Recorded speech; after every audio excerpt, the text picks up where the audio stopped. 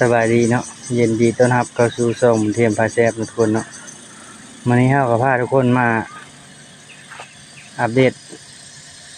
ดอกทุเรียนนะทุกคน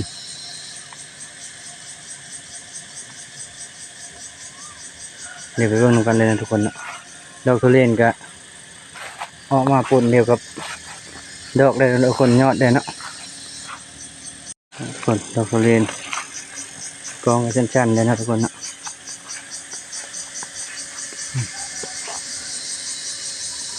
ใกล้จะบานนะทุกคนแต่ว่ายอดโอ้ยคนหลายยอดกำลังออกมาดอกทุเรียนสวยๆงาม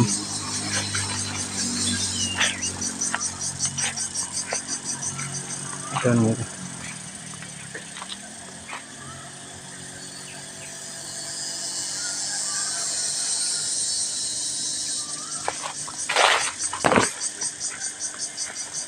นะทุกต้นนะทุกคนนะทุกต้นดอก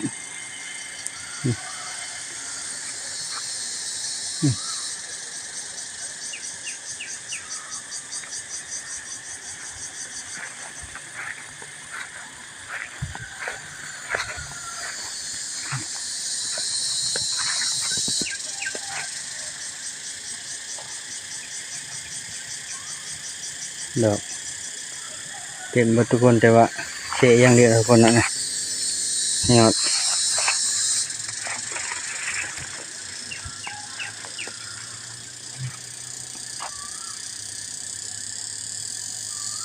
ต้นนี้บ่หลายวันไหนนะทุกคน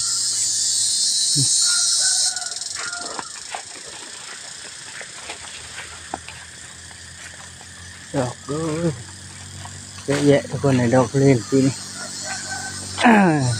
แปลงนี้ไม่ได้ลงฉานะทุกคนเนาะแต่ว่าดอกหลายอยู่เกือบทุกต้น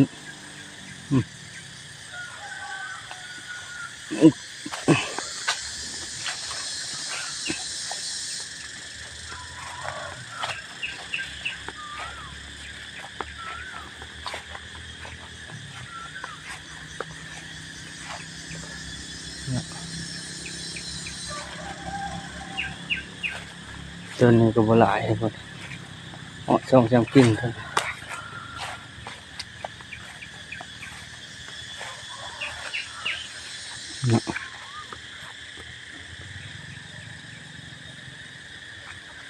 ต้นนี้หลายทุกคน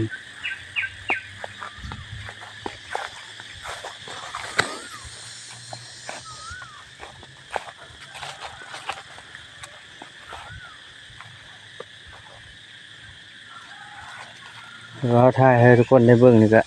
2 ครั้งเลยนะปีนี้เนาะดอกทุเรียนอัปเดตนะอันนี้ก็ดอกเป็นโหกำไรเวลาทุกคนเป็นงานเลยนะคือโค้งหมดแล้วคือโค้งใหญ่แหละตัวแตกก็มีเลยนะทุกคน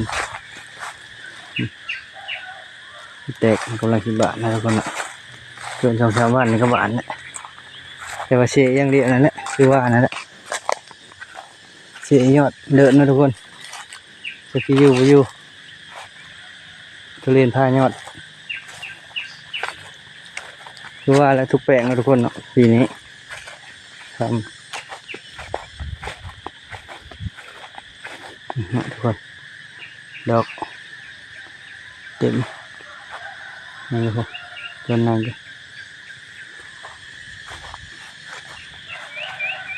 ต้นนี้ก็ทุเรียนเท่ากับมะละทุกคนเนาะ